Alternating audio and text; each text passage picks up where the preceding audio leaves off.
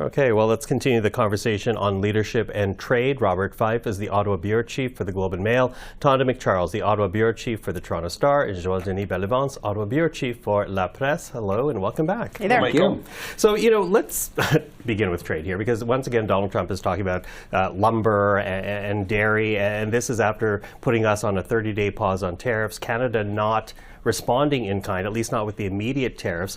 Is that an admission from Ottawa, Bob, that essentially we are in a prolonged trade war and there's no use kind of bending and responding to every wave that comes out of Washington? Yeah, look, it's extremely difficult for the Canadian government or the Mexican government or the Europeans or the Ukrainians to deal with a president who's like a weather vane. One minute he's saying this, and then he's pulling it back, and he's doing something else. And it's extremely frustrating. I think Mélanie Joly, our Foreign Affairs Minister, said it's like a psychodrama, which it is true. Unfortunately, we're all living in this. And unfortunately, we're going to have 4 years of this. 4 years. You're not allowed to retire. But what do you make of the very fact that they didn't respond in kind? Because I think that raised some eyebrows. That here's Washington say, okay, you know what we imposed on you early Tuesday morning, that's now off the table. We didn't move on that. We didn't budge on the counter tariffs that were announced on Tuesday as well, Tom. Right. We didn't budge on 25% on about $30 billion worth of American imports, but we have paused the next second phase of $125 billion worth of imports, the tariffs on those. I think that if you listen to Canadian political leaders today, none of them wanted the government to even extend the pause. Everybody now feels that we're all in all the time and not to give any concessions at this stage. So the government, the outgoing Prime Minister, has complete political support for what he's doing.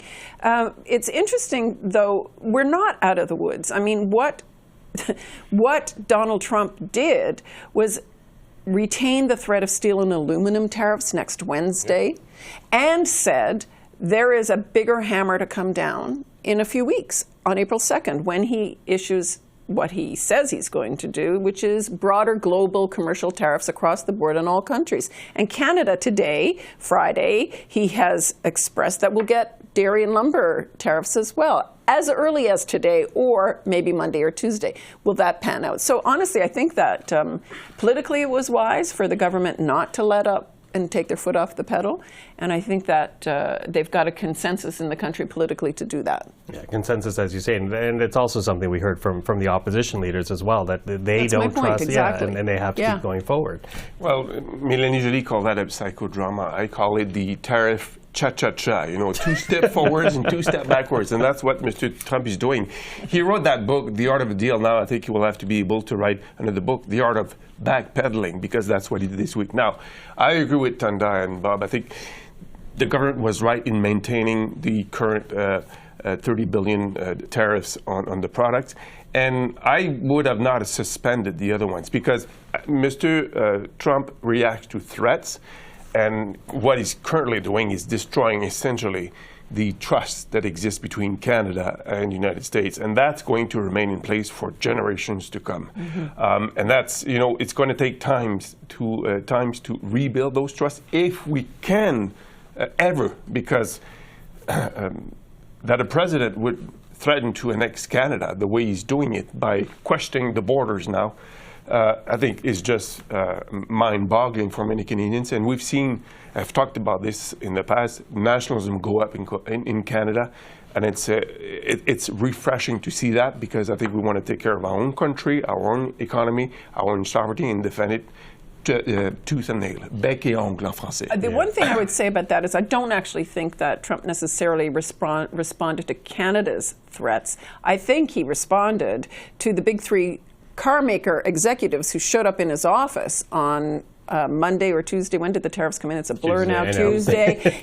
They show up in his office on Wednesday freaking out saying, we're going to shut our plants within a week. So I think he responded to direct pressure within the U.S. from the business community. He also is responding to the stock market pressure. And but farmers as well. And farmers today. But I mean, the most, someone once said to me, and I think this was even in the last round of negotiations with Trump during NAFTA, that the most powerful person in the world is the last Wisconsin dairy farmer Trump spoke to. Yeah, he's responding to political pressure within his own country. I think how the U.S. business community must be just freaking out. When you try to do tariffs on a very integrated economy, that is going to have huge repercussions. It cannot be changed in a few months. This takes years. And to Joel's point about the loss of trust, the Europeans have agreed to almost $1 trillion of defense spending. Do you think they're going to be buying American military jets or military hardware? No, they won't be. And it could come to the point where Canada says, we're not going to buy your F-35s. We'll buy the French jets. Or the Sweden. Or the Swedish jets. Yeah, they've given no signal that they're ready to do but that, this is go the that kind far. of But thing, that is, yeah, exactly. Although that I have heard talk about Arctic defense, because I was speaking to Lloyd Axworthy a few weeks ago, and he said, we as a country have to really think about whether or not the United States is the partner that we need to be securing Canadian sovereignty in the North if they're questioning Canadian sovereignty Absolutely. overall. Yeah. So I think that's a fair discussion to have. But I do wonder, because here we have the Liberal leadership on Sunday. And the party will get a new leader, the country will get a new prime minister. Does this at all change this tension between Washington and Ottawa with Trudeau gone? Because it seems that part of this is the feelings Donald Trump have for Justin Trudeau, which are not necessarily very positive. Bob. Well, I think it'll take some of the tensions out because Mr. President Trump does not like Justin Trudeau. And somebody's told me that in conversations, almost every time he talks to Trudeau, he raises the fact that your mother used to be so beautiful and she used to go to Studio 54. I mean, he's a nasty man, and so I think that all expectation, Mark Carney is going to be the new leader of the Liberal Party and the next Prime Minister. He may be able to have a better relationship with Trump. Not that anybody has a relationship unless you're a murderous dictator like Putin. But Trump will have known that this is a man who's guided two central banks, and he will obviously be impressed with the fact that he was the Bank of England governor. So I'm hopeful that we can have a better relationship with him, but it's not probably going to change his fixation on tariffs. He clearly wants to go ahead with this, and he's going to cause a global recession. Now, I completely disagree that the Carney is going to change this thing up very much. I think that, if anything, we should not make the mistake of thinking that this is just about personalities. I'm not saying that. I'm just saying that he might have a better relationship, but it's not going to change him with tariffs. Here's why I think that it's not quite going to play out that way, because Carney will represent the very so-called globalist elites that Trump is railing against day after day in the Oval Office every time there's a camera in front of him.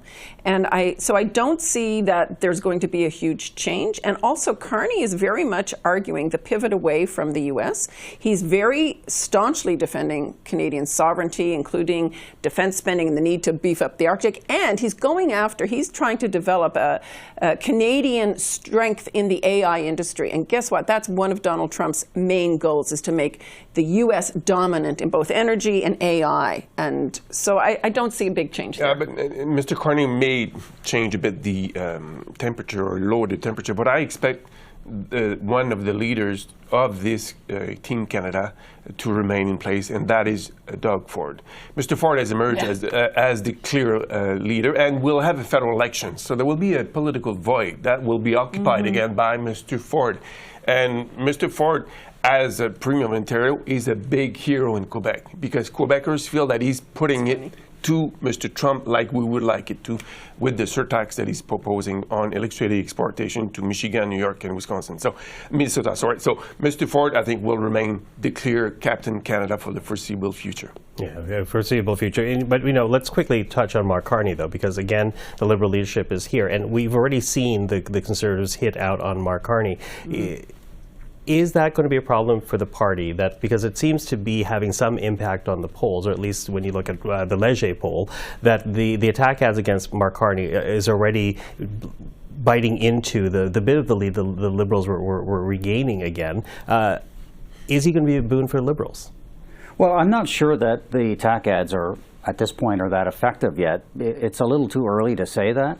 But the Liberals, or the Conservatives, hit the panic button because the polls show that they've closed the gap. And, you know, all they need to do is get 33% of the vote, the Liberals, and they will have a minority government. A little bit more, and they'll get a majority. And because the way the polls are, Alberta and Saskatchewan skew the numbers, right? So when you take that out of the equation, the Liberals' fight is for lower mainland of BC, Ontario, Quebec, and Atlantic Canada. And we won't know how Mr. Carney is going to perform on the campaign trail. What we have seen from him is that he doesn't like taking questions from reporters. He's a bit short-tempered. He doesn't like being asked questions. But he's also a very, very serious guy who Canadians cannot deny that this guy can step into the Prime Minister's office and probably do a pretty good job, particularly when it comes to the economy and all the policy issues he's trying to put forward. The Conservatives are still going on this silly stuff about sneaky carbon tax Carney, and I mean they're not. They've got Carney loophole. Kind of got to grow up here. You know? Tonda, what do you think? Well, I think the interesting polls, I wonder, aren't actually worth more paying attention to at this point is the trust polls and where Canadians are seeing Carney placed vis-a-vis Mr. Poilievre and vis-a-vis the fight with Trump. And poll after poll after poll now is showing that there's a lot of confidence in Carney, even with all the unknowns that Bob has presented. Yeah.